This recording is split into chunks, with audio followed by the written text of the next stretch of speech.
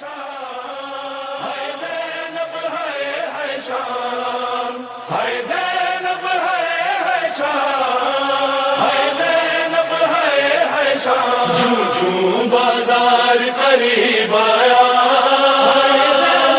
زینب کو غازی یاد آیا، جوں جوں بازار قریب آیا زینب کو غازی یاد آیا۔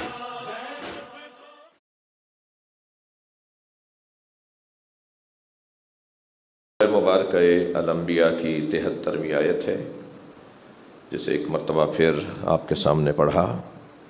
اللہ اپنے اس کلام میں فلسفہ امامت کو بیان کر رہا ہے، عقیدہ امامت کی مضبوطی اور عقیدہ امامت کے اس بات میں جو آیات ہیں ان میں سے ایک آیت یہ ہے۔ نظریہ امامت جہاں عظمت ائمہ ہے وہاں ضرورت بشریت بھی ہے۔ اللہ ہادی مطلق ہے، اس ہادی مطلق نے ہماری ہدایت کے لیے جو انتظام کیا ہے اس انتظام کو کبھی نبوت کہا جاتا ہے، کبھی رسالت کہا جاتا ہے اور کبھی امامت کہا جاتا ہے۔ جب تک جیسی ضرورت تھی ایسا ہی وہ منصب صاحب منصب کو لاتا رہا۔ عنوان نبوت اس وقت تک رہا کہ جب شعور بشر اور فہم بشر کچھ نسبتاً پہلی منزلوں میں تھا، اور جب شعور بشر بہتر ہوا تو پھر منزل رسالت پر آ کر پہنچا، یعنی رسالت کی ضرورت پڑی۔ اور جب اور شعور بشر بڑھا تو پھر رسالت میں، توجہ میری طرف رہے، رسالت میں عنوان خاتمیت آ گیا، یعنی ایسے رسول جو خاتم الانبیاء ہیں، جن کے بعد کسی رسول کی ضرورت نہیں ہے، جن کے بعد کسی نبی کی ضرورت نہیں ہے۔ اور خاتمیت کے بعد اب اس ختم نبوت اور اس آخری پیغام کی حفاظت کے لیے جس منصب کی ضرورت تھی اس منصب کو امامت کہا جاتا ہے۔ نظریہ امامت ہمارے خاص عقائد میں سے ایک عقیدہ ہے، اور یہ طے ہے کہ جسے ہم عنوان امامت دیتے ہیں اسے ہمارے بھائی عنوان خلافت دیتے ہیں، اور پھر ہمارا کہنا یہ ہے کہ جو امام ہے وہی خلیفہ ہے، جو خلیفہ ہے اسی کو امام ہونا چاہیے۔ لیکن تھوڑی سے فرق کے ساتھ ہمارے بھائیوں کا عقیدہ، ان کا کہنا یہ ہے کہ شؤون سماج کے لیے اور سماجی معاملات کو حل کرنے کے لیے، سیاسی اور انتظامی امور کو سنبھالنے کے لیے امامت کا ایک شعبہ ہے جسے خلافت کہا جاتا ہے۔ لہٰذا ضروری نہیں ہے کہ جو امام ہے وہ خلیفہ بھی ہو۔ یہ میرے بھائیوں کا عقیدہ ہے، جی یہ ہمارے عزیزوں کا عقیدہ ہے کہ اگر خلافت کسی کے پاس ہو تو ضروری نہیں ہے وہ امام بھی ہو، جی تو ممکن ہے کہ کوئی خلیفہ ہو اور وہ امام نہ ہو، تو پھر وہ جو ظاہری انتظامات اور سماجی معاملات کو سنبھالنے والا منصب ہے اسے خلافت کہتے ہیں، اور جو دینی امور میں، جو روحانی امور میں، جو اخلاقی امور میں، جو شرعی امور میں امت کا سربراہ ہے اسے امام کہا جاتا ہے۔ ہم اس تقسیم کو علمی طور پہ رد کرتے ہیں، ہم اس تفکیک کو رد کرتے ہیں، ہم اس تفکیک کے قائل نہیں ہیں۔ ہم کہتے ہیں کہ جسے اللہ نے امام بنایا ہے اسی کو خلیفہ ہونا ہے۔ لہٰذا اس پہ دلائل ہیں، اس پر پوری بحث ہے، اور میں نے سوچا تھا کہ ان 5 مجلسوں میں ہم شاید داخل ہو جائیں گے دوسری یا تیسری مجلس میں امامت کے دلائل کے اوپر، مگر بہرحال نہیں ہو سکا ایسا۔ میرے جوانوں کے ذہن میں، محترم سننے والوں کے ذہن میں یہ ہے کہ نظریہ امامت ہمارے ہاں مسلم نظریات میں سے ہے، اور اس کے دلائل میں نقلی دلائل، نقل وہ نقل نہیں جو ہمارے ہاں کبھی کبھی طالب علم پیپر دیتے وقت اس کا سہارا لیتے ہیں، وہ نقل نہیں. نقل یعنی جو منقولات میں سے ہیں، جو قرآن میں دلائل آئے ہیں، جو حدیث میں دلائل آئے ہیں، انہیں نقلی دلائل کہا جاتا ہے. وہ بھی ہمارے پاس وافر مقدار میں ہیں، اور جو دلائل عقلی ہیں وہ بھی وافر مقدار میں ہیں. عقلی دلائل میں وہ دلائل جو ائمہ اہل بیت کے زمانے سے دیے جا رہے ہیں، خود ائمہ نے دلائل دیے ہیں، اور وہ دلائل جو بعد کے یعنی عصر نص کے بعد جو دانشوروں نے دلائل قائم کیے، ان دلائل کی بھی بڑی وافر مقدار ہے. اور عقلی دلائل کی خوبی یہ ہے کہ آج تک اور نہ جانے کب تک ہر دانشور جو معقول اور عقل کے مطابق بات کرے گا وہ عقلی دلائل میں شمار کیے جائیں گے. آپ کتنے بڑے اللہ کے بندے ہیں، زید کتنا بڑا اللہ کا بندہ ہے، فلاں کتنا بڑا اللہ کا بندہ ہے، یہ وہ جانتا ہے یا اس کا معبود اللہ جانتا ہے؟ مجھے حق ہی نہیں ہے کہ میں آپ کے بارے میں آپ کی بندگی کا کوئی پیمانہ طے کروں. آپ کو حق نہیں ہے کہ آپ کسی اور کے بارے میں بندگی کا پیمانہ طے کریں. جب اللہ نے کہہ دیا وہ ہم صرف ہمارے بندے ہیں، تو پھر اللہ ہی بتائے گا کون ہمارے بندے ہیں. اور اللہ جن کے بارے میں بتائے گا کہ کون ہمارے بندے ہیں، وہ وہی ہیں جن کے لیے آواز آئے گی یا ایتھا النفس المطمئنہ ارجعی الی ربک. صلوات پڑھ لیں محمد و آلہ.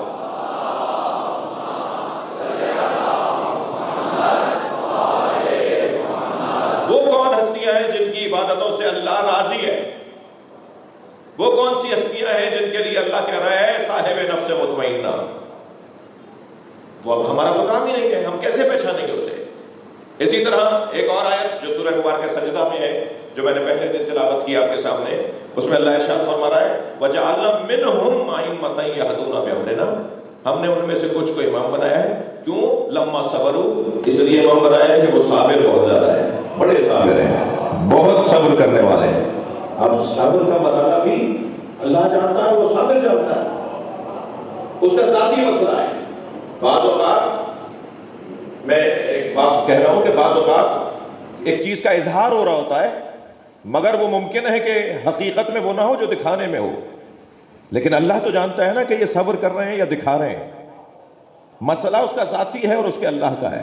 لما صبروا وکانوا بآیاتنا یوقنون. اور دوسری صفت امام کی ہے کہ وہ ہماری آیات پر یقین کامل رکھتے ہیں. یقین بھی مسئلہ ذاتی ہے، یقین بھی مسئلہ فردی ہے، یقین مسئلہ بھی اس کا اپنا ہے. میں آپ کا یقین کس پیمانے پر ہے طے نہیں کر سکتا، آپ میرا یقین کا پیمانہ طے نہیں کر سکتے. اور ادھر اللہ کہہ رہا ہے ہم امام انہیں بناتے ہیں جو ہم پر یقین کامل رکھتے ہیں. تو پھر اب کون طے کرے گا کہ امام کسے ہونا چاہیے؟ وہی طے کرے گا جو لوگوں کے دلوں سے آگاہ ہے. جو لوگوں کے دلوں سے آگاہ ہے وہی طے کرے گا امام کون ہے. جب اللہ ہی ہے کہ جو لوگوں کے دلوں سے آگاہ ہے تو پھر اللہ ہی ہے جو امام طے کرے گا. میرا اور آپ کا کام نہیں ہے امام بنانا. ہمارا کام نہیں ہے رہنما کا تقرر کرنا. اور رہنما بھی وہ رہنما کہ جو جس کے لیے قرآن یہ کہتا ہوا نظر آئے کہ وَأَوْحَيْنَا إِلَيْهِمْ فِعْلَ الْخَيْرَاتِ. ہم نے ان پر نیک کاموں کی وحی کی ہے. یعنی ان کے کام بھی معصوم کے کام ہیں، صاحب عصمت کے کام ہیں. وہ گناہ کر ہی نہیں سکتے، وہ گناہ کر ہی نہیں سکتے. پھر تکرار کر رہا ہوں، وہ گناہ کر ہی نہیں سکتے. یہ بچہ یہ جوان پوچھے گا کہ جب وہ گناہ کر ہی نہیں سکتے تو ان کا کمال کیا ہے؟ نابینا کہے کہ میں نامحرم کو نہیں دیکھتا، یہ کون سا ہنر ہے؟ یہ میں آپ کے سوال کو پکا کر رہا ہوں. یعنی یہ ذہن میں خیال آنا کہ جب وہ گناہ کر ہی نہیں سکتے تو یہ کمال کیسا ہے؟ کمال تو جب ہوتا جب گناہ کر سکتے ہوتے اور گناہ نہ کرتے. تو آپ تو ممبر پہ بیٹھ کے کہہ رہے ہیں کہ وہ گناہ کر ہی نہیں سکتے. تو میرے بچوں جوانوں، یہ جملہ کہ وہ گناہ کر ہی نہیں سکتے ہمیشہ مجبوری کی علامت نہیں ہے، بلکہ اختیار تام کی نشانی بھی ہے، اختیار مطلق کی نشانی ہے. انہیں اپنے وجود پر اتنا اختیار ہے. توجہ، انہیں اپنے آپ پر اتنا اختیار ہے کہ وہ اپنے اختیار تام سے گناہ کر ہی نہیں سکتے. میری یہ مثال ممکن ہے تکراری ہو، کسی اور باب میں نے کہی ہو. مثلا ابھی مجھ سے پہلے نظم میں مولا کا ذکر ہو رہا تھا. ایک جوان آیا, مولانا آج مجلس میں آپ کے سامنے ایک کلام پڑھنا چاہتا ہوں. ہم نے کہا بیٹا کیا پڑھو گے وہ ذرا دکھا دو. اور یہ میں گزارش کر رہا ہوں ذمہ داروں سے کہ آج کے بچوں کے کلام ذرا دیکھ لیا کریں, کیونکہ ہمارے یہاں جو نئے آنے والے ہیں نا, جو تجربے کار ہیں, جو خاندانی پڑھنے والے بچے ہیں, ان کا تو پھر بھی تھوڑا سا اطمینان ہے کہ انہیں کوئی گھر میں بتا رہا ہوتا ہے کہ یہ نہیں پڑھنا, وہ پڑھ لینا, یہ شعر چھوڑ دینا, یہ شعر ٹھیک نہیں ہے. لیکن آج کل ایک عجیب مصیبت آئی ہے کہ بے استادوں کی کثرت ہو رہی ہے.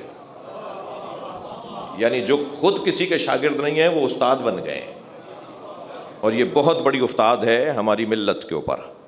یعنی ان لوگوں کی تعداد بڑھتی جا رہی ہے جنہوں نے کسی سے سیکھا نہیں ہے مگر خود آج استاد ہیں. ان سے ذرا بچے بچے رہیے گا. جی پہلے کہا جاتا تھا کہ یہ بے استادہ ہے تو اس کی مذمت ہوتی تھی. یعنی کسی کو بے استادہ کہہ دینا یہ اس کی مذمت تھی, اور آج فخر سے وہ کہتا ہے نہیں میں نے کسی سے نہیں سیکھا. بڑے آرام سے بولتا ہے میں نے کسی سے نہیں سیکھا. تو بھائی تم نے کسی سے نہیں سیکھا یہ تمہارا عیب ہے. میں نے کسی سے نہیں سیکھا یہ جملہ بولنے کا حق تھا تو نبی اور علی کو تھا. تم کون ہو بھائی؟ تم کون ہو جو کہتے ہو کہ میں نے کسی سے نہیں سیکھا؟ یہ کسی سے نہ سیکھنے والا خطرناک ہے. تو میری گزارش ہوگی کہ اگر جو ذمہ داران ہیں ہر امام بارگاہ میں, ہر علاقے میں ذمہ دار لوگ ہیں, تو جو نئے بچے پڑھنے آ رہے ہیں نا ان کا حوصلہ افزائی بھی کرنی ہے, ان کی حوصلہ شکنی بھی نہیں کرنی ہے. یہ قافلہ تو چلے گا نا, یہ قافلہ تو بڑھے گا. کل ہم نہیں تھے, کل ہم نہیں ہوں گے جی, مگر یہ ذکر تھا اور یہ ذکر رہے گا. تو قافلہ تو چلے گا, پڑھنے والے تو آئیں گے, مگر جو پڑھنے والے نئے آ رہے ہیں ان سے دیکھ لیا جائے کہ بیٹا کیا پڑھو گے. توجہ ہے, کیا پڑھو گے. اگر وہ آپ کو کلام دکھا دے اور کلام میں کہیں جھول ہو, کوئی مصرع ایسا ہو, کوئی بات ایسی ہو جس سے اور کوئی مسئلہ کھڑا ہو جائے گا, تو اسے کہ بیٹا سارا کلام ٹھیک ہے, یہ 2 شعر بیچ میں سے ہم تمہیں ٹک کر کے دے رہے ہیں جی, یہ والے شعر مت پڑھنا, یہ صحیح نہیں ہے. اب ہمارے یہاں تو مصیبت یہ ہے کہ جیسے سورہ الحمد کا ایک آیت بھی بیچ میں چھوڑ جائے تو نماز باطل ہے. تو بعض لوگ سمجھتے ہیں کہ اگر ایک شعر بھی چھوڑ دیا تو کلام باطل ہے. نہیں بھائی, 2 شعر چھوڑ دو بیچ میں سے. شاعر نے پتہ نہیں کس فضا میں کلام لکھا تھا, کس ماحول میں کلام لکھا تھا, تو میں ضروری تھوڑی کہ تم سارا پڑھو. ایسا ہی ہے. اب ایسے ہی ایک جوان ہمارے پاس آ گیا, کہنے لگا مولانا آج یہ کلام پڑھوں گا. اب کلام جو ہم نے دیکھا تو اس میں تو ایک مصرع ایک بحر میں, تو دوسرا مصرع دوسری بحر میں, اور پہلا شعر ایک بحر میں تو جو ہے وہ تیسرا شعر کسی اور بحر میں. اور صاحب حرف روی کا قافیہ بھی ہے اور قافیہ بھی ہے, یعنی حرف روی بھی ہے اور قافیہ بھی ہے. اچھا پھر کہیں جو ہے وہ الفاظ کی جو بندش ہے وہ غیر فصیح ہے, کہیں جو ہے وہ مصروں میں جو ترتیب ہے وہ غیر معقول ہے. تو میں نے ایک تم الجھ کے کہا, مثال ہے بھائی ہے, میں نے الجھ کے کہا بیٹا یہ کس کا کلام ہے؟ تم پڑھنے جا رہے ہو مجلس میں, یہ کلام کس کا ہے؟ فرض کیجئے وہ بچہ اگر یہ بول دے, میں فرض کر رہا ہوں, فرض کر رہے ہیں اور اسی فرض پہ دلیل قائم کر رہا ہوں, فرض کیجئے وہ بچہ یہ کہہ دے کہ یہ جوش ملی آبادی کا کلام ہے, مثلاً وہ یہ کہہ دے کہ میر انیس کا کلام ہے, تو میں فوراً کہوں گا اس بچے سے کہ میر انیس ایسا کلام کہہ ہی نہیں سکتے. یہ جو میں کہہ رہا ہوں کہ جوش ملی آبادی ایسا کلام کہہ ہی نہیں سکتے, مثلاً اگر میں یہ کہہ رہا ہوں کہ وہ ایسا کلام کہہ ہی نہیں سکتے, تو یہ ان کی مجبوری کی علامت نہیں ہے, بلکہ انیس کو علم اور ادب پر اتنا تسلط ہے کہ وہ بھونڈا کلام کہہ ہی نہیں سکتے. ایسے ہی اہل بیت کو اپنے وجود پر اتنا تسلط ہے کہ وہ گناہ کر ہی نہیں سکتے.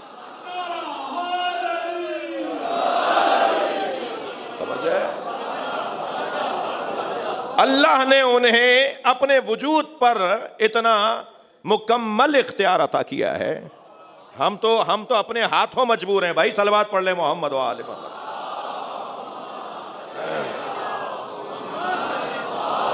جی لیکن اس گھرانے کو اللہ نے اپنے اوپر اتنا اختیار عطا کیا ہے کہ یہ وہی کرتے ہیں جو اللہ چاہتا ہے. انہیں اپنے اعمال پر بھی حاکمیت حاصل ہے، اپنے اقوال پر بھی حاکمیت حاصل ہے۔ جب نبی نے فرمایا اکتب ما اقول، میں جو کہوں وہ لکھ لو، صحابہ کرام سے فرمایا جو میں کہوں وہ لکھ لیا کرو، تو ایک صحابی محترم نے کہا اکتب فی الرضا والغضب، کیا میں آپ کے غصے والی کیفیت میں بھی آپ کے اقوال لکھ لوں، اور جو آپ رضا کی کیفیت میں اور خوشی کی کیفیت میں کہہ رہے ہیں، فرما رہے ہیں، وہ بھی لکھ لوں؟ تو نبی نے اس سوال پر جواب یہ دیا ما اقول الا الحق، میں بولتا ہی نہیں ہوں مگر بولتا ہوں تو حق بولتا ہوں۔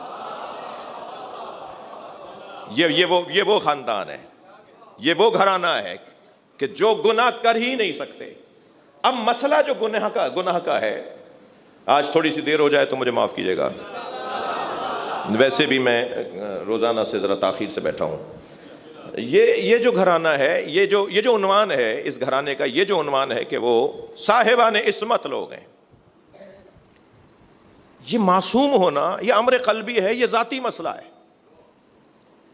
کون کہاں کب کیسے زندگی گزار رہا ہے کوئی نہیں جانتا سوائے اس کے اور اس کے اللہ کے۔ لہٰذا ہمیں حق بھی حاصل نہیں ہے اخلاقی طور پر کہ ہم کسی کے بارے میں رائے قائم کریں۔ کیا معلوم کہ ہم جو اس کو دیکھ رہے ہیں وہ کچھ اور نظر آ رہا ہو اور حقیقت کچھ اور ہو۔ تو تنہائی میں انسان اگر گناہ کر رہا ہے تو وہ جانتا ہے یا اس کا اللہ جانتا ہے۔ جب ہم اس کے بارے میں جانتے ہی نہیں ہیں کہ وہ گناہ گار ہے یا نہیں ہے تو ہم کیسے فیصلہ کریں گے؟ پھر میں ذرا تھوڑا سا اور آستینے لوٹ کر بات کر رہا ہوں۔ اللہ دو لوگوں کو امام بناتا ہے، اللہ معصوم کو امام بناتا ہے اور مظلوم کو امام بناتا ہے۔ دو صفتیں ہیں معصوم امام کے لیے، اللہ یا معصوم کو امام بناتا ہے یا مظلوم کو امام بناتا ہے۔ سورہ مبارکہ بقرہ اللہ معصوم کو امام بناتا ہے۔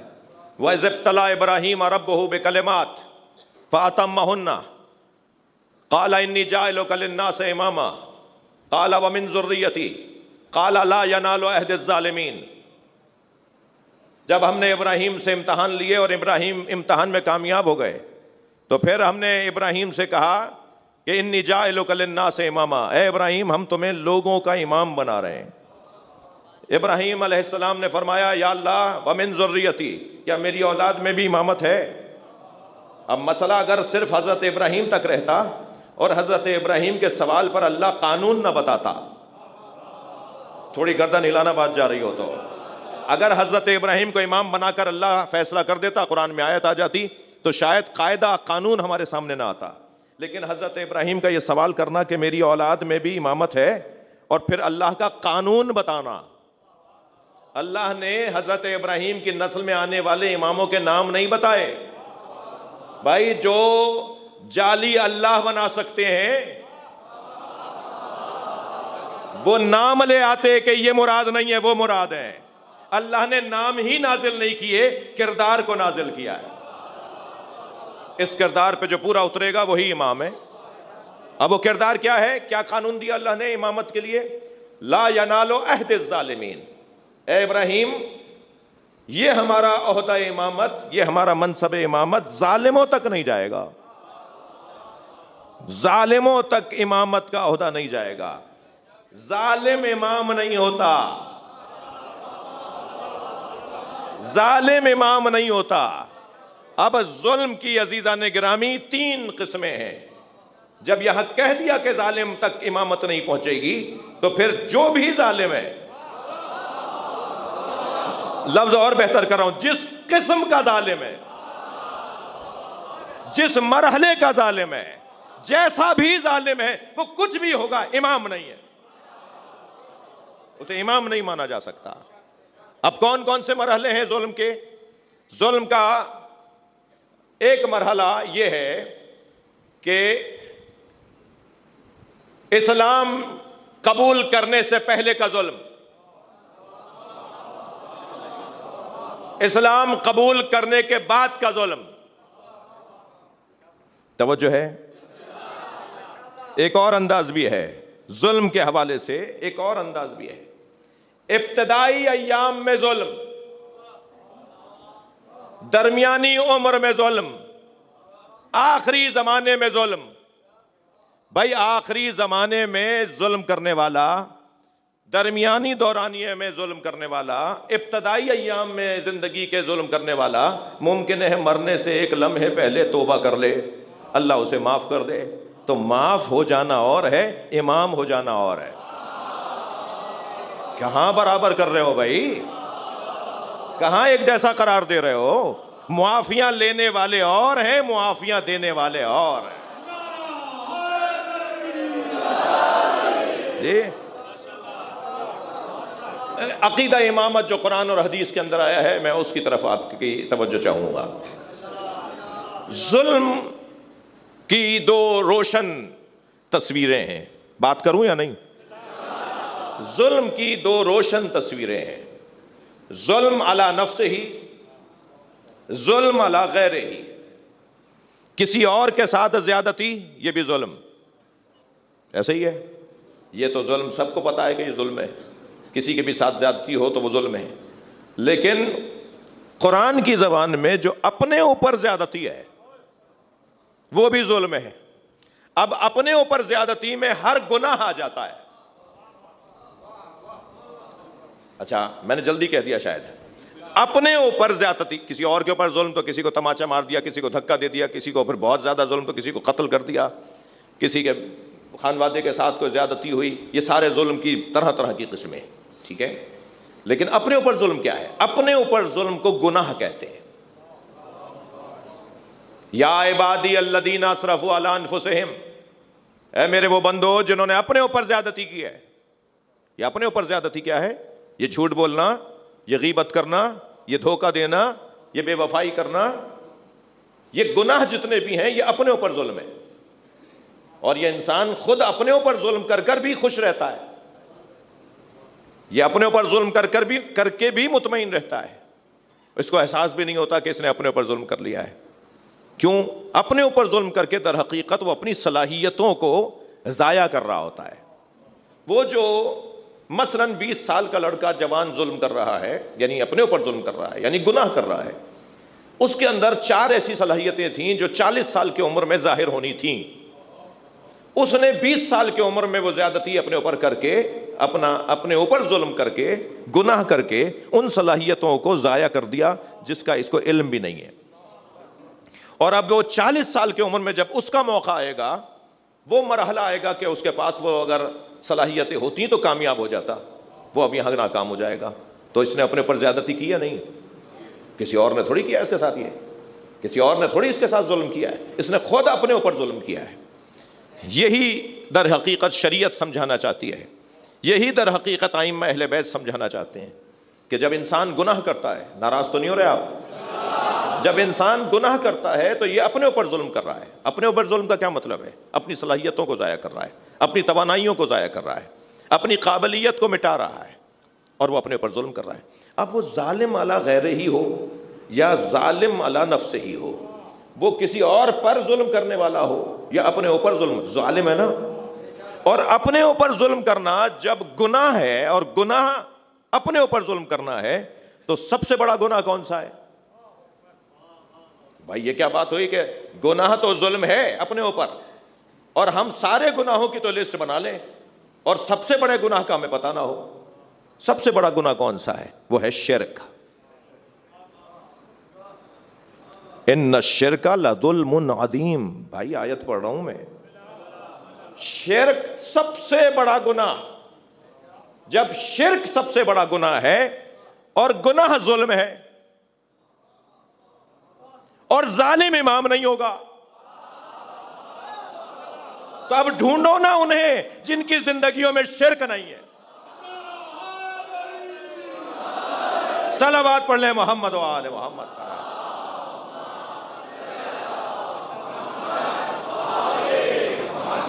لہذا یہ طے ہے کہ جن کی زندگیوں میں ظلم نہیں ہے، یعنی میں اور تھوڑا سا روشن کہہ دیتا ہوں، ہر قبیلے کے بت تھے، کوئی بنی ہاشم کا بت ثابت کرے. بنی ہاشم کا کوئی بت نہیں تھا. یہ علی دین ابراہیم، یہ موحد تھے. قریش کا یہ قبیلہ خاص ہنر رکھتا تھا کہ انہوں نے کبھی کسی صنم کے آگے سر نہیں جھکایا، انہوں نے کسی بت کے آگے اپنے آپ کو لا کے کھڑا نہیں کیا. یہ گھرانہ بت توڑنے والا گھرانہ. جب آئے تھے بنی قریظہ کے لوگ نبی مکرم کے پاس کہ ہم مسلمان ہونا چاہتے ہیں مگر ہمارے 3 مطالبے ہیں. اچھا احسان کر رہے تھے جیسے کہ ہم 3 مطالبے ہیں اور ان 3 مطالبوں پر ہم اسلام قبول کر لیتے ہیں. تو حضرت نے فرمایا وہ کیا مطالبے ہیں؟ کہنے لگا ایک تو مطالبہ یہ ہے کہ ہم 1 سال تک عبادت نہیں کریں گے. اچھا بھائی دوسرا؟ کہ دوسرا یہ ہے، توجہ، کہ 1 سال تک ہمیں بتوں کی پوجا سے روکا نہ جائے. یعنی وہ یہ بھی چاہ رہے تھے کہ اللہ کی بھی عبادت ہو جائے، بتوں کی بھی ہو جائے. تو حضرت نے فرمایا تیسرا کہ 1 سال کے بعد جب ہم بتوں سے ہاتھ اٹھا لیں اور اللہ کی عبادت شروع کر دیں تو پھر بت توڑنے کا ہمیں نہ کہا جائے. تو سرکار نے فرمایا پہلے 2 مطالبے ماننے کا مجھے حق ہی نہیں ہے. مجھے اللہ نے میں تو 1 لمحے کی اجازت نہیں دے سکتا، تو تم تو 1 سال کی مانگ رہے ہو. میں تو تمہیں 1 لمحے کی اجازت نہیں دے سکتا. اس کا مطلب بہت روشن ہے نا، غلط کام کی اجازت 1 لمحے کی نہیں ہو سکتی. یہ نہیں ہوگا کہ آج کر لیتے ہیں کل چھوڑ دیں گے. صلوات پڑھیں ذرا محمد و آل محمد. مجھے نہیں پتا میرا مجمع میرے ساتھ کتنا ہے. میں اور ذرا کھل کر ایک مثال کھلوں گا تو نہیں، یعنی کنائے میں بات ہوگی، اور میرا مجمع میرے ساتھ ہوگا تو اس کو پہنچ جائے گا. میرے مولا علی اپنی نالین کے اندر ٹانکا لگا رہے تھے، تو ابن عباس نے فرمایا کہ مولا کچھ عرصے تک رہنے دیجئے، حاکم رہنے دیجئے کچھ عرصے تک، گورنر رہنے دیجئے کچھ عرصے تک. تو حضرت نے فرمایا ان جوتیوں کی قیمت کتنی ہے؟ وہ بات کچھ کر رہے ہیں، مولا سوال کچھ کر رہے ہیں. وہ کہنے لگے آپ رہنے دیجئے کچھ عرصے تک گورنر. تو حضرت نے فرمایا ان جوتیوں کی قیمت کتنی ہے؟ ابن عباس نے فرمایا مولا کوئی نہیں خریدے گا. اچھا، جو جواب مولا علی چاہتے تھے انہوں نے وہی جواب دیا ہے، ورنہ جبریل جانتے ہیں ان جوتیوں کی قیمت کتنی ہے.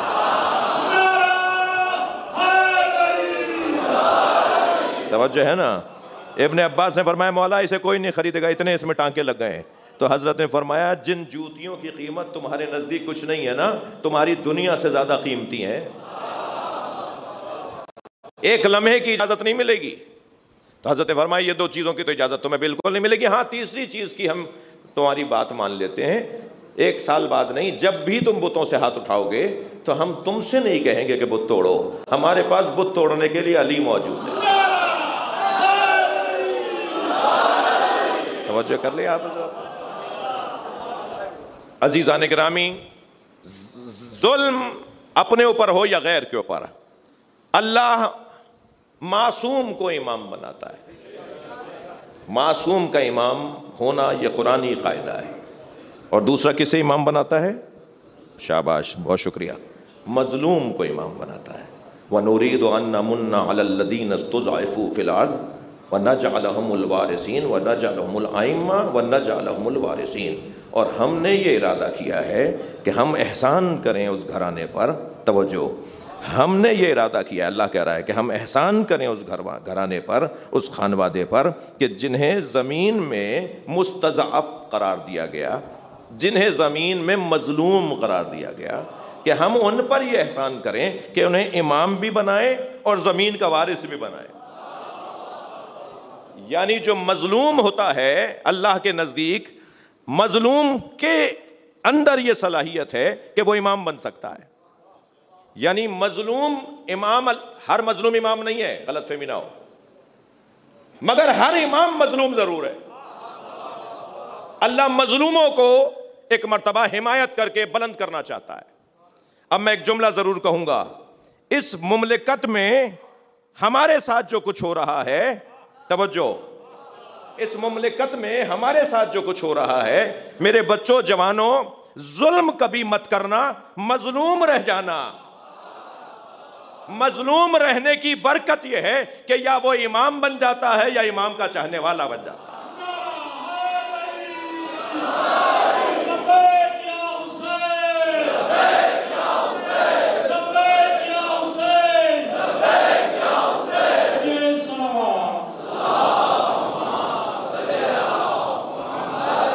بھائی آپ کی توجہات میرے ساتھ ہیں، ایک لمحہ اور میرے ساتھ رہیے۔ ظالم کا آج ہوتا ہے، ظالم کا آج ہوتا ہے، مظلوم کا کل ہوتا ہے، اور آج گزر جاتا ہے۔ جو چیز نہیں گزرتی وہ کل ہے۔ ظالموں کا آج گزر گیا۔ میں اگر ظالموں کے نام بتانا لگوں تو ایسے ایسے ظالم گزرے ہیں جن کے نام لوں گا تو وہ زندہ ہوں گے، ورنہ مٹ گئے تاریخ میں۔ کوئی ان کا نام حضرت اور رضی اللہ اور علیہ السلام کہہ کے نہیں لیتا۔ تاریخ میں گم ہو گئے ظالم، ایسے ایسے ظالم تاریخ میں گم ہو گئے کہ جن کا نام بھی کوئی لینے والا نہیں ہے۔ لیکن مظلوموں کا نام بتاؤں، یہاں اس مظلوم کا نام آتا ہے وہاں آنکھوں میں آنسو آ جاتے ہیں، وہاں دل مڑنا شروع ہو جاتا ہے، وہاں گردنیں جھکنا شروع ہو جاتی ہیں، وہاں اس کے نام پر ہونے والے اجتماع میں لوگ جوتیاں اتار کر آتے ہیں، وہاں اس کے نام پر ہونے والے مجمع کے اندر بیٹھنے والا وضو کر کے آتا ہے۔ مظلوم کی تو بادشاہی ہے، مظلوم کی تو حاکمیت ہے۔ لہٰذا میرے بچوں جوانوں، کبھی اگر تمہارے پاس اختیار ہو، دو امر ہو کہ ظلم کریں یا ظلم نہ کریں اور مظلوم ہو جائیں، تو مظلوم ہونے کو قبول کر لینا، ظالم ہونے کو قبول نہ کرنا۔ ہم ظلم کرنے کے لیے، ہمیں اللہ نے ظلم کرنے کے لیے پیدا نہیں کیا۔ ہاں، مظلومیت قبول کرنے کا پھر بھی اختیار ہے۔ جو میں کہہ رہا ہوں اللہ کرے وہی میری بات منتقل ہو۔ میری مراد ہرگز یہ نہیں ہے کہ ظلم قبول کرتے رہو اور ظالم سے نفرت نہ کرو، اس لیے کہ ظلم قبول کر کر کے اگر ظالم سے بھی دوستی ہو رہی ہو تو یہ ظالم کی حمایت ہے۔ توجہ، مظلوموں کا ساتھ نہ دے کر اطمینان سے مت بیٹھنا، اس لیے کہ مظلوم کا ساتھ نہ دینا ظالم کی حمایت ہے۔ ہم مظلوم کا ساتھ دیں، یہی ہماری زندگیوں کا ایجنڈا ہے، مگر ہر ایک کو اپنی توانائی کے مطابق مظلوم کا ساتھ دینا ہے۔ کبھی اتنی توانائی ہے کہ ہاتھ اور پیر کے ذریعے سے اس کی حمایت کی جائے، کبھی اتنی توانائی ہے کہ زبان کے ذریعے سے اس کی حمایت کی جائے، اور کبھی اتنی بھی نہیں ہے تو دل میں کم سے کم برائی کو برائی جاننا، یہ ایک مظلوم کی حمایت ہے۔ اور یاد رہے، اللہ نے ایسی کوئی آواز جو کسی کو بری لگتی ہو وہ ناپسند قرار دی ہے، اور وہ آواز، اونچی آواز مائک پر، چوک پر، روڈ پر، شارع اور چوکوں پر، شاہراہوں پر ہرگز اللہ کو پسند نہیں ہے۔ مگر لا یحب، سورہ مبارکہ نساء آیت نمبر 148، لا یحب اللہ الجہر بالسوء من القول، اللہ کو اونچی آواز میں ایسی بات جو کسی کو ناگوار گزرے، لا یحب اللہ کو پسند نہیں ہے۔ اللہ من ظلم، مگر جس پہ ظلم ہوا ہے وہ اونچی آواز میں بات کرے، چاہے کسی کو ناگوار گزرے، اللہ کو پسند ہے۔ اللہ چاہتا ہے کہ مظلوم اور مظلوم کی حمایت میں اٹھنے والی آواز وہ اٹھتی رہے، سج سج کے اٹھتی رہے، سمر سمر کے اٹھتی رہے، اہتمام کے ساتھ آواز اٹھائی جائے، انتظام کے ساتھ آواز اٹھائی جائے، خرچہ کرنا پڑ جائے تو خرچہ کرو، مگر مظلوم کی حمایت سے ہاتھ نہ اٹھانا۔ اللہ کو سب سے زیادہ جو چیز پسند ہے وہ مظلوم کی حمایت۔ اللہ اسے پسند کرتا ہے جو مظلوم کے حق میں بات کر رہا ہو۔ بات روشن ہے؟ اللہ امام بناتا ہے یا کسے؟ مظلوم کو یا معصوم کو۔ اب یہ قاعدہ کلیہ میرے بچوں اور جوانوں کے ذہن میں آ گیا کہ جہاں جہاں یہ دو صفتیں پائی جاتی ہیں وہاں ہمارا دل مڑنے لگتا ہے۔ اچھا، کیا کہا ہے قرآن نے؟ وَنُرِيدُ أَن نَّمُنَّ عَلَى الَّذِينَ اسْتُضْعِفُوا فِي الْأَرْضِ وَنَجْعَلَهُمُ الْأَئِمَّةَ وَنَجْعَلَهُمُ الْوَارِثِينَ، جنہیں زمین پر کمزور رکھا گیا، تھک تو نہیں رہے آپ حضرات، جنہیں زمین پر کمزور رکھا گیا، ہم ان پر ایک احسان کرنا چاہتے ہیں، اور احسان ہمارا یہ ہے کہ ہم انہیں امام بنائیں گے اور ہم انہیں زمین کا وارث بنائیں گے۔ پہلی بات تو یہ ہے کہ یہ اللہ کا ارادہ ہے، اور میں ایک مجلس میں کہہ چکا ہوں کہ اللہ کے ارادے اور اس کے فعل میں امکان کا فاصلہ نہیں ہے۔ یہاں وہ ارادہ کرتا ہے وہاں وہ ہو جاتا ہے۔ جب اللہ نے ارادہ کر لیا ہے تو امام مانو کہ ہیں. مجھے نظر نہیں آ رہے تو یہ میرا عیب ہے، مگر اللہ نے کہہ دیا ہے کہ ہم انہیں امام بنائیں گے، تو وہ امام ہمارے درمیان ہیں، انہیں ڈھونڈنا ہے. مجھے اپنے ہی دو مصرے یاد آ رہے ہیں کہ وہ سامنے ہیں مگر ان کو کس طرح دیکھوں. وہ سامنے ہیں مگر ان کو کس طرح دیکھوں، حجاب کم نظری درمیان میں حائل ہے. یہ جو کم نظری کی میری کمزوری ہے، یہ جو مجھے نظر نہ آنے کی کمزوری ہے، میں اس کمزوری کو دور کروں. امام ہمارے درمیان موجود ہیں، وہ ہمیں دیکھ رہے ہیں، وہ ہمیں سن رہے ہیں، وہ ہماری مجلسوں میں ہیں، وہ ہمارے جنازوں میں ہیں. اللہ کرے ہماری شادیاں بھی ایسی ہوں جس میں وہ آتے ہوں، اس لیے کہ ہم جب بہت خوش ہوتے ہیں نا تو شریعت بھول جاتے ہیں، اور جہاں شریعت پامال ہو رہی ہوتی ہے وہاں امام نہیں آتے. صلوات پڑھ لیں ذرا محمد و آل محمد.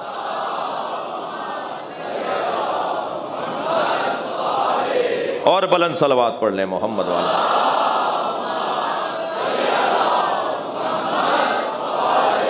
بھائی تھکے نہیں، مجھے 5-8 منٹ اور فضائل پڑھنے ہیں.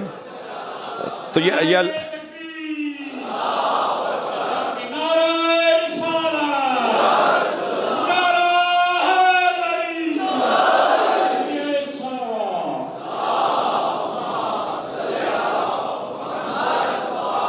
اللہ کا ارادہ ہے نا کہ انہیں وہ امام بنائے اور انہیں زمین کا وارث بنائے.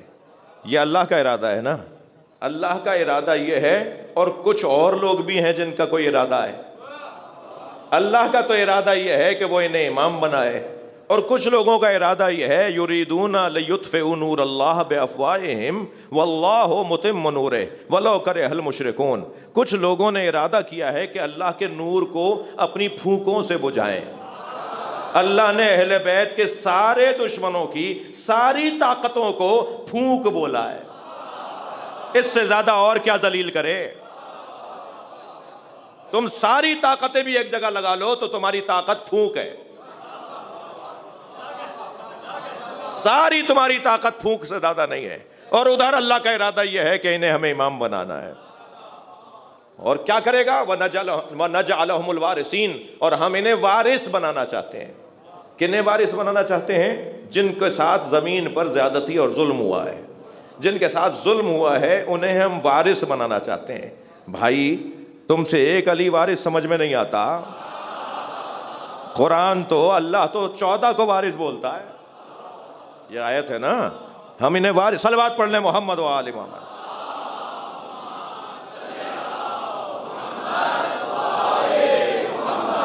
مظلوم اور معصوم، یہ دو روشن صفتیں ہیں امام کے امام بننے کے حوالے سے. اور الحمدللہ یہ 12 امام کوئی بھی ہم ایسا امام نہیں مانتے کہ جن کے ہاں یہ دو صفتیں نہ ہوں. وہ مظلوم بھی ہیں اور وہ معصوم بھی ہیں، گناہوں کا گزر نہیں ہے اور ان کے ساتھ ظلم ہوا ہے. ہر امام کو قتل کیا گیا ہے، ہر امام کو قتل کیا گیا ہے، کسی کو تلوار سے اور کسی کو زہر سے. کوئی بھی ایسا نہیں ہے امام اہل بیت جنہیں شہید نہ کیا گیا ہو. اور ان کے بدن مبارک کو زہر دے کے مارا یا تلوار سے مارا، خنجر سے مارا، پھر ان کی قبروں کے ساتھ کیا ہوا؟ ان کی قبروں کے ساتھ کیا ہوا؟ امام حسین کی قبر پر ہل چلانے کے لیے بیلوں کو جوتا گیا، اور جب وہ بیل قبر امام حسین کے قریب پہنچتے تھے تو ایک قدم بھی نہیں اٹھاتے تھے. لکڑیاں مار مار کے، ڈنڈیاں مار مار کے لکڑیاں ٹوٹ جاتی تھیں مگر وہ قدم نہیں اٹھاتے تھے. وہ کیسے قبر حسین پہ پیر رکھیں. میرے مولا کی قبر کو مٹانے کے لیے نہر کا رخ موڑا گیا کہ اس طرف نہر کر دی جائے، وہ پانی سے قبر بہہ جائے گی، مگر جیسے ہی قبر امام حسین کے قریب پانی آتا تھا وہ اپنا رستہ بدل دیتا تھا، کبھی دائیں کی طرف رخ مڑ جاتی تھی، نہر موڑ لیتی تھی، کبھی بائیں۔ ایک دفعہ تو سپاہی بھیجے، پورا لشکر بھیجا کہ قبر حسین کو جا کے مسمار کر دو، تو جب وہ سپاہی پہنچے ہیں تو انہیں سامنے قبر امام حسین کی حفاظت کرتے ہوئے سپاہیوں کا دستہ نظر آیا۔ جب انہیں ہٹانے کے لیے تیر پھینکے گئے تو جو تیر پھینکے جاتے تھے نا وہی تیر، کیونکہ تاریخ حرب جانتے ہیں آپ لوگ کہ ہر لشکر کے تیر پر نشان ہوتا تھا کہ یہ ہمارا تیر ہے، یہ اس قبیلے کا تیر ہے، یہ اس لشکر کا تیر ہے، تیروں پہ نشان ہوتا تھا۔ آج بھی اسلحوں پر نشان ہوتا، پتہ چل جاتا ہے کہاں کا اسلحہ ہے، کون سا اسلحہ ہے۔ وہی تیر جو اس لشکر کو مارا جاتا تھا نا، جو امام حسین کی قبر کی حفاظت کے لیے کھڑے ہوتے تھے، تو وہی تیر پلٹ کر انہیں لگتا تھا، کہ وہ جا کر واپس انہیں آ کے لگتا تھا۔ اور یہ جب پریشان ہوئے کہ یہ ہمارا تیر ہمیں کیوں لگ رہا ہے، تو معلوم ہوا کہ یہ اللہ نے فرشتے کھڑے کیے ہیں۔ امام حسین کی قبر کو مٹانے کی جو کوششیں ہوئیں وہ ان ظالموں کی کوششیں تھیں۔ پھر امام حسین کے ذکر کو مٹانے کے لیے جو تقریریں ہوئیں، جو کتابیں لکھی گئیں، جو شریعت کے نام پر اور اسلام کے نام پر حکم نامے جاری ہوئے، ان کی بھی علیحدہ ہسٹری ہے۔ مگر مجھے بتائیے، حسین مولا کے عزاداروں میں کمی ہوئی یا اضافہ ہوا؟ مسلسل حسین کو رونے والے بڑھتے جا رہے ہیں، اور یہ اور بڑھے گا۔ پریشانی جن کا وہ طرف ہے، جن کی وہ سائیڈ ہے، وہ جن کا وہ خیمہ ہے، پریشانی وہاں ہے۔ مگر اللہ کا ارادہ یہ ہے کہ اپنے نور کو روشن رکھے، اور اللہ کے نور کے روشنی کی ایک علامت یہ مجلس اعزا ہے۔ میں آج 1400 سال بعد بول رہا ہوں، آپ 1400 سال بعد سن رہے ہیں۔ سلام ہو اس گھرانے پر کہ جن کا بیان مصیبت ہم سے آج برداشت نہیں ہوتا۔ ہمارے سامنے جب کوئی ذکر کرتا ہے، کوئی ذاکر، کوئی خطیب، تو ہماری حالت غیر ہو رہی ہوتی ہے کہ کیا گزری ہے جناب زینب کبریٰ پر، کیا گزری ہے جناب رباب پر۔ کربلا میں 9 مائیں ہیں جنہوں نے اپنے بچے قربان کیے ہیں، مگر رونے والوں ایسی ایسی شیر دل مائیں ہیں کہ جب کٹا ہوا سر آتا تھا تو دوبارہ ظالموں کی طرف پھینک کر بولتی تھی، میں نے اسے حسین پہ صدقہ کر دیا، میں اسے جا کر اپنے گلے نہیں لگاؤں گی۔ جب شہید کا لاشا آتا تھا تو سن کر کہ میرا بچہ مارا گیا، پیشانی سجدے میں رکھ دیتی تھیں اور تسبیح پڑھتی تھیں، شکراً شکرا، حقاً حقا، اجرکم اللہ۔ البتہ ایک ماں تو ایسی ہے جس نے اپنے 4 بچوں کے جنازے بھی نہیں دیکھے۔ اس نے اپنے 4 بچے قربان ہوئے، شہید ہوئے، مگر ایک بچے کا بھی لاشا نہیں دیکھا۔ وہ روزانہ جنت البقیع جاتی ہیں اور اپنی انگشت شہادت سے 4 قبروں کے نشان بناتی ہیں اور 4 بیٹوں کے نام اس پر لکھتی ہیں، اور پھر کہتی ہیں لا تدعو ام البنین، مجھے ام البنین مت کہا کرو۔ وہ ام البنین تو بیٹوں کی ماں کو کہتے ہیں۔ اجرکم اللہ، اجرکم اللہ۔ اللہ آپ کو کسی غم میں نہ رلائے، سوائے غم اہل بیت میں ہمیں رونے رلانے والوں میں قرار دے۔ بشیر ابن جزلم کہتے ہیں کہ جب مجھے امام سجاد نے فرمایا کہ مدینے میں جا کر خبر دو کہ حسین کا قافلہ لٹ کر آیا ہے، تو میں نے کالا علم ہاتھ میں لیا اور مدینہ منورہ میں سنانے چل رہا تھا اور آوازیں دے رہا تھا، اے اہل یثرب، مدینہ اب رہنے کے قابل نہیں رہا۔ تو میں ہر محلے سے گزرا، مگر جب محلہ بنی ہاشم میں آیا اور میں نے یہ آواز لگائی کہ اب مدینہ رہنے کے قابل نہیں رہا، حسین کا قافلہ لٹ کر آیا ہے، تو ایک گھر کا دروازہ کھلا، اس گھر سے ایک طویل القامت بی بی باہر آئی جس کا قد بہت بلند تھا، اس کے ہاتھ میں عصا تھا، اس کے کاندھے پر ایک بچہ بیٹھا ہوا تھا، اس نے مجھے قریب آ کر روک کر کہا بشیر تم حسین کی سنانی سنا رہے ہو، بتاؤ میرا حسین کیسا ہے؟ تو میں نے کہا بی بی میں پوچھ سکتا ہوں کہ آپ کون ہیں؟ کہا میں عباس کی ماں ام البنین ہوں۔ بشیر نے کہا بی بی پھر میں آپ کے عثمان کا آپ کو بتاؤں کہ آپ کا بیٹا کیسے شہید ہوا؟ فرمایا نہیں میرے عثمان کا ذکر نہ کرو، مجھے حسین کی بات بتاؤ۔ میں نے کہا بی بی میں آپ کے اون کا قصہ سناؤں کہ اون کے ساتھ کیا ہوا؟ کہا نہیں میرے اون کی بات نہ کرو، مجھے تو حسین کا قصہ سناؤ۔ پھر میں نے کہا بی بی میں آپ کے جعفر کی شہادت بتاؤں کہ جعفر کو کیسے مارا گیا؟ کہا نہیں مجھے حسین کے بارے میں بتاؤ۔ پھر میں نے بڑھ کر کہا بی بی عباس کے بارے میں سن لیجئے۔ تو کہا نہیں مجھے حسین کے بارے میں بتاؤ۔ تو میں نے کہا بس اتنی خبر ہے کہ حسین کو کربلا میں مارا گیا۔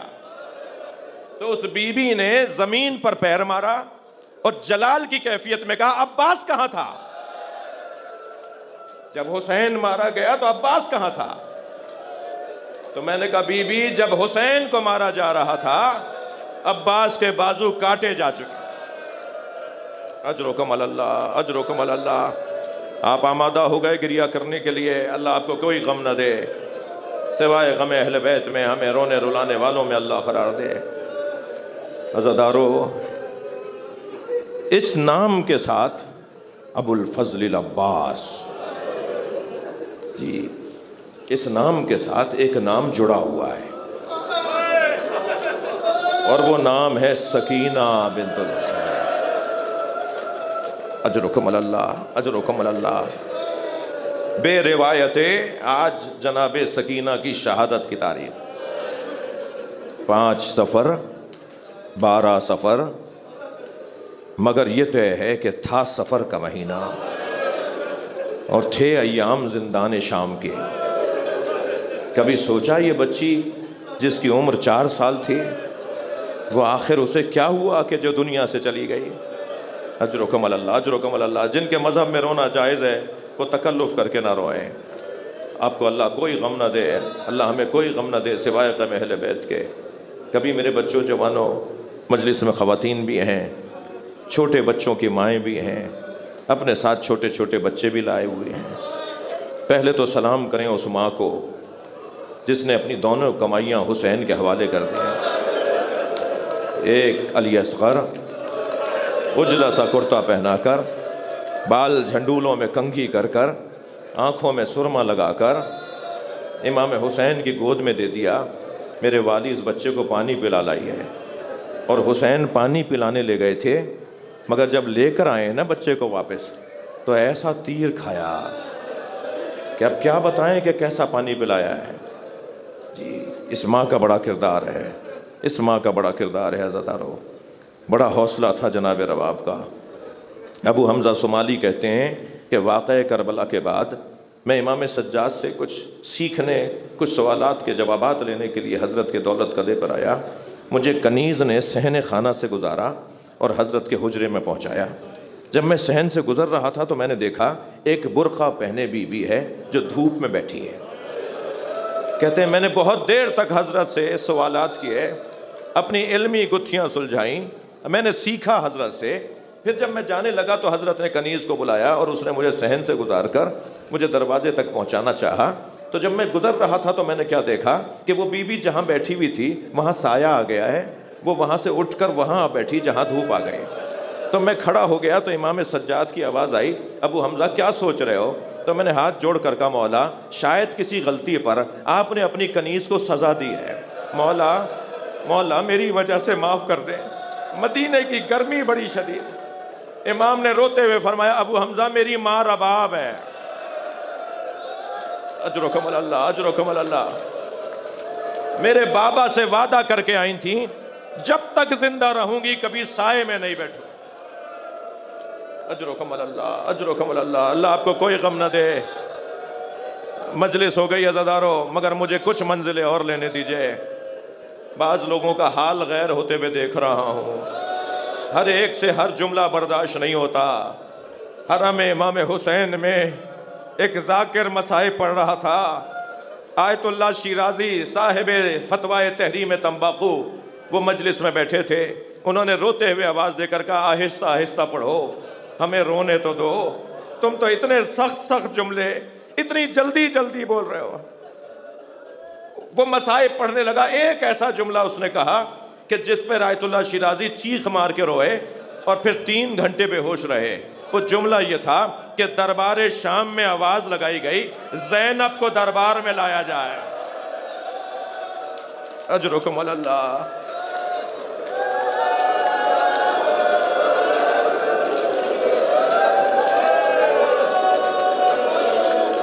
اجرکم علی اللہ۔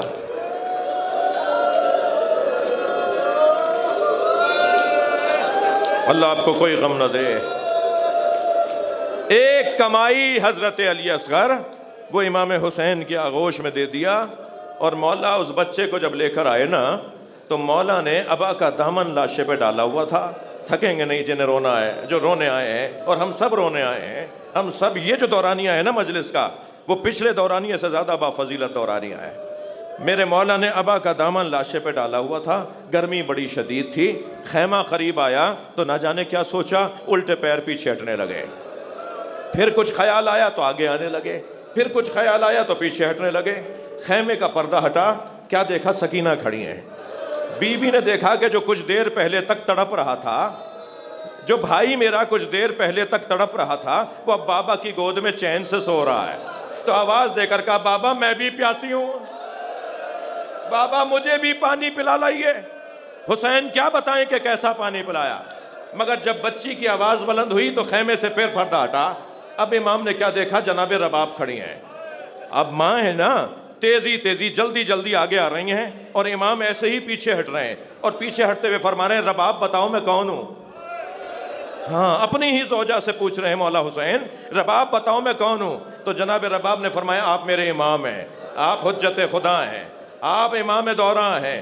جب جیسے ہی امام نے یہ جملے سنے، ابا کا دامن ہٹا دیا۔ ایک ماں نے خون میں لت پت بچہ دیکھا، ننھے ننھے لبوں پہ لب رکھ دیے، اور ایک جملہ کہا یا بنیا، اے میرے لال، اب مثلوں کا ینہر، عرب تو اونٹنی کے دودھ پیتے بچے کو نہر نہیں کرتا، کیا تجھ جیسوں کو نہر کیا جاتا ہے؟ فرمایا اے میرے والی، اس بچے کے لاشے کے ساتھ کیا کیجئے گا؟ فرمایا رباب یہ گھوڑوں کے سموں کو برداشت نہیں کر پائے گا، اس لاشے کا کیا ہوگا جب اس پہ گھوڑے دوڑیں گے؟ چلو اسے قبر کے حوالے کریں۔ عجیب غربت ہے حسین کی، باپ جنازہ اٹھائے، ماں تشیع جنازہ کر رہی ہے، ننھی سی قبر کھودی، اپنے بچے کو قبر کے حوالے کیا، گرم ریت ڈالنا شروع کی، آواز دی علی اکبر، علی اصغر، تمہارا بابا تمہیں پانی نہ پلا سکا، کربلا کی گرم ریت مبارک ہو۔ ایک کمائی جناب رباب کی علی اصغر۔ اللہ آپ کو کوئی غم نہ دے، اللہ مجھے حوصلہ دے کہ میں مصائب پڑھ سکوں۔ دوسری کمائی کا نام سنیں گے؟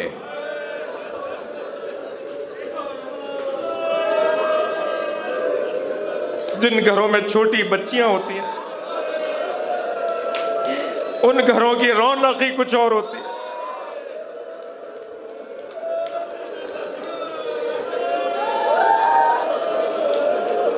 حسین کے سینے پہ سونے والی سکینہ گھر میں داخل ہوتے تھے تو پوچھتے تھے میری سکینہ کہاں ہے؟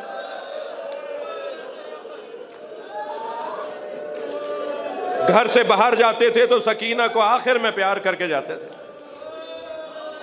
جب حسین مولا رخصت آخر کے لیے خیموں میں آئے تو ساری بیویوں نے تو رخصت کر دیا تھا، یہ بچی چھوڑ نہیں رہی تھی، کبھی ہاتھ آ کے پکڑ لیتی تھی،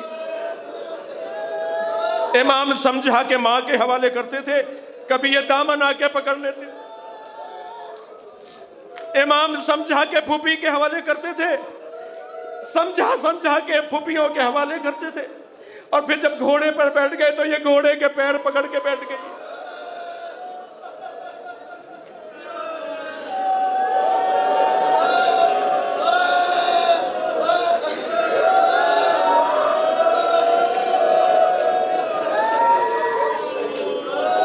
عزادارو، آپ نے سنا ہوگا کہ بی بی سکینہ اونٹ سے گر گئی تھی. میں نے پڑھا ہے گری نہیں تھی، گرائی گئی تھی.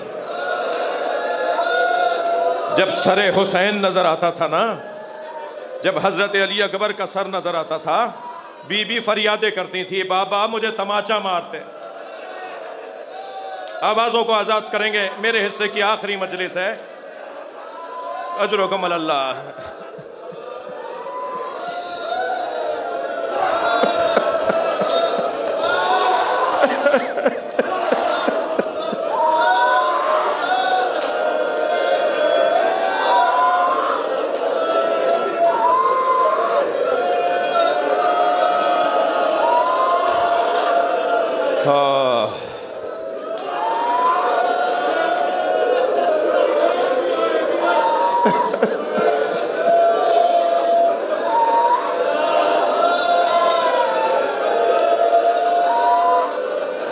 کسی نے مدینے میں امام سجاد سے پوچھا، مولا آپ کی عمر تو اتنی نہیں ہے، یہ بڑھاپا کیسا،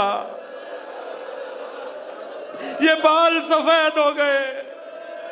فرمایا سکینہ کے جنازے نے بوڑھا کر دیا.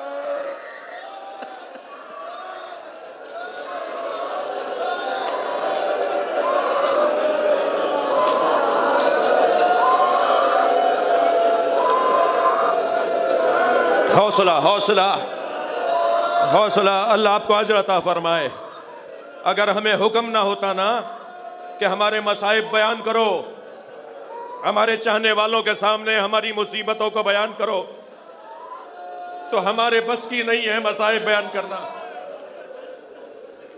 آدھی رات کو زندان شام میں سکینہ کے رونے کی آواز آئی اور سوتے سوتے بیدار ہوئیں، اور کبھی زندان کے اس کونے میں بابا بابا، کبھی زندان کے اس کونے میں بابا، کبھی بی بی زینب سنبھالتی ہیں، کبھی جناب رباب سنبھالتی ہیں. سکینہ کیا بات ہے؟ پھوپھی اماں میرے بابا آئے تھے، وہ کہہ رہے تھے میں تمہیں لینے آیا ہوں. سکینہ چلو میرے ساتھ چلو، میرے بابا کہاں گئے؟ بچی کی رونے کی آوازیں جب اتنی بلند ہوئیں کہ برابر میں دربار میں آواز پہنچی اور یزید کے آرام میں خلل پڑا، تو کہنے لگا اس بچی کو خاموش کرنے کے لیے اس کے بابا کا سر بھیج دو. اب عزادارو، بس آخری مرحلے میرے خطاب میں، مصائب کے بیان میں، سر حسین ایک تشت میں لایا گیا اور زندان کے وسط میں کنیزوں نے لا کے رکھ دیا. امام سجاد نے رومال ہٹایا تو پہلے تو بی بی سکینہ نے دیکھ کر کہا بھیا یہ کس کا سر ہے؟ کہا سکینہ بابا آئے ہیں. سکینہ بابا کو یاد کر رہی تھی، بابا آئے ہیں. تو 3 مرتبہ زمین پہ گری، پھر اٹھی، بابا کا سر گود میں لیا اور غور سے دیکھ کر کہا بابا یہ آپ کی رگیں کس نے کاٹی؟ بابا یہ آپ کے چہرے پہ کس کا خون ہے؟ اجرکم اللہ، اجرکم اللہ، اجرکم اللہ.